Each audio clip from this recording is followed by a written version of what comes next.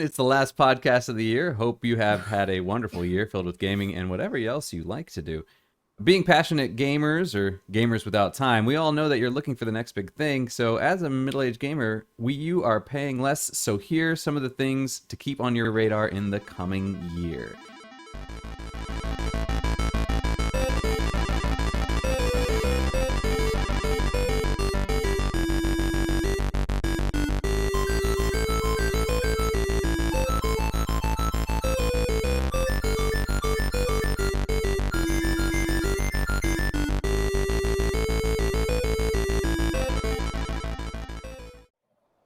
I don't know if Next you year, guys A Plague has Tale have Requiem comes out. sure.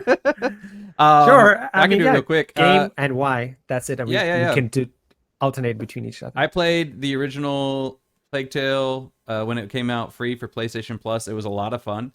I really enjoyed it. It is a bit of a walking simulator with some stealth elements and whatnot, but the story was very solid. And this is one thing, for instance, Crian's always talking about shows and stuff that he's watched on Disney Plus or on Netflix, and I am still only on season 2 of Star Wars Discovery, and I have not watched Stranger Things or any of those because I spend all my free time gaming, so I have not gotten into TV.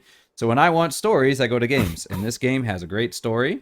This one is a follow-up to the original. Amicia and Hugo leave their homeland to go to some island where Hugo's powers start acting up again, and then they hear rumors of another island where apparently they might be able to cure his condition. So that is the plot of the upcoming game. So, Cool. yeah, looking forward to that. Antoine? Oh, I already talked about all the things which are being released in Jan and February because, first of all, they're gonna take up most of my time until this summer, and I don't really know what comes out, this summer or September or or fall, which for sure will come. So I don't really know actually what. Of course, I'm gonna do Forbidden West. Of course, I'm gonna spend way too much time on Warhammer. So and the Lego Star Wars, it's cute, but like I have to play. I have to play a lot of Switch games with my son. Like for instance, yesterday he thought, "Oh, Switch stick fight. That's so cool. It's only $10, Daddy. Come on, buy it." And now I have to. Oh yeah, I winter spent the sale. whole afternoon yesterday to play stick fight. So I can't play what I want a lot of times. The trials of fatherhood. It's fun as well. It's just not what I want. But anyway, so yeah, definitely I'm gonna spend the first half of the year on these games, and for the second part, to be honest, I don't know yet. Oh, and for me, I have so much. There's a bunch of Kickstarter stuff I did. I kickstarted the most this year. So the one that after we said the topic and I prepared everything, I'm like, oh my god, I forgot this, and it is of course by Monomi Park and Slime Rancher 2, which is coming out in 2022. You guys saw me stream this, and hopefully I'll be back to streaming next year. But you play a person, you're on a planet. The second one is going to be a lot more colorful, a lot more beautiful, still the same relaxing, fun, collect slimes, make money, repeat the process, and that is the game. If I remember correctly, Slime Rancher 2 comes out on Game Pass, correct? Yes, Day yes. one? A lot of these will come out on Game Pass. Yeah, because I just thought about that because I remember seeing that they had a list of the Day 1 Game Passes releases for 2022, and Slime Rancher 2 is on there. And A Plague Tale Requiem is on there as well. So if you have Game Pass, definitely you have no reason not to check out those games. But what else, Adam? One more. One more game, Forspoken. I think everybody knows about Horizon Forbidden West at this point. And I've mentioned Forspoken way back when it was still known as Project Athia, or Athia. But I'm really looking forward to that. Basically, the premise is you play as, I don't remember her name, but it's a girl who lives in our modern world, and she slips through a portal into the world of Athia or Athia. I'm not quite sure how to pronounce it. But basically, in this world, there's some kind of miasma or shadow or something that is slowly encroaching on the world. And then there's one last city where humanity is able to survive. And when the girl goes in, she gets this bracelet that can talk to her. It's kind of like Grimoire Weiss in Nier. That's where she can get her magic from, is from this bracelet. but because she's from our world, not from their world, whatever this corrupting force is doesn't impact her. So she can go out into the wilds, go out into the world, and look through the ruins of humanity that was left behind and take care of the the people who were left behind, or the animals that were left behind that are corrupted by this power or whatever. So that one looks really, really interesting. It's made by the same team that made Final Fantasy 15, so for some people that might be a bit concerning for Antoine. But this is a very different game. So I'm really looking forward to it. It looks really interesting. And yeah, just looking at the way she traverses and does magic, it'll be interesting to see if they're able to pull this off. So I have high hopes, but still a lot up in the air. So Or maybe I can try, if I have some time, play the Bethesda game, Starfield. Starfield, yeah, Starfield. if that releases this year. If. Big if. It's for this summer, right? Or November 11th. Yes. no, it's like Skyrim. Really close. Really close.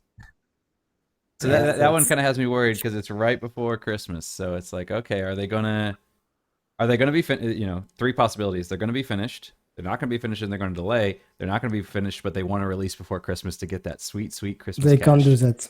They absolutely can't do that. They've done it before. Exactly, and that's why they can't do that anymore. But now they have Microsoft backing them, so they don't need to worry about money. That's true. Microsoft's, just like all the tech companies, done so well this year and last year. So yeah, when you have a bottomless pit of money, why not?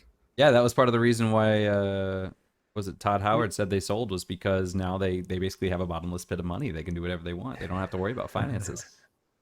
So. Yeah, but that means that they will completely shoot themselves for all pre-orders of Elder Scrolls 6 or whatever, and any games they make after that, no one will pre-order them because that they are not reliable and they don't have a great reputation at the moment. If they screw this one. But pre-orders is still like an age thing, I think. Like if you're in your 20s, you're a serious gamer, or even in your teens as well, and you got money, yeah, you're gonna pre-order it. But like we're old, we're not gonna pre-order stuff anymore. Yeah, there's so many games. I feel like Starfield could go. Yeah, I feel like Starfield can go one of two directions. Either it's gonna be, I mean, it might just be good on its own. Who knows? But I'm thinking, it might be Bethesda could be kind of moving more into this like Fallout kind of direction that people weren't enjoying. Or they might kind of go back to their roots now that they don't have to worry about money. Maybe part of the reason, Fallout 4, a lot of people didn't like it because they're like, oh, I don't like the story. I like having the freedom of doing what I wanted. But a lot of the things that were happening in Fallout, we were seeing were taken from other successful franchises like Mass Effect, like giving yourself a voiced protagonist and giving them more of a set story and that sort of thing. So, I mean, maybe that was a marketing decision that they chose to do because they're like, we want to make sure that this makes money and that's what's popular now. So maybe now that they have money behind them, they're like, nope, now we can just do whatever we want and we don't have to worry about that. So who knows? It'll be, I'm really excited about it. I really want to see more. We haven't seen too much yet. So I'm really excited about it. Very cool. And I think we can call this episode to a close. All right. Sounds great. Or sounds sad. Because that's the last of the year. So yeah, we unfortunately didn't get to Crian's last game. You want to just real quickly, because I had never heard about this one before. You want to just real quickly introduce it, Marvel Midnight Suns? Oh yeah, no, I had barely heard about it as well. I was just sort of looking up something that's cool. So Marvel Midnight Suns is basically a Marvel game in the vein of, Fool talked about this on the show at one point.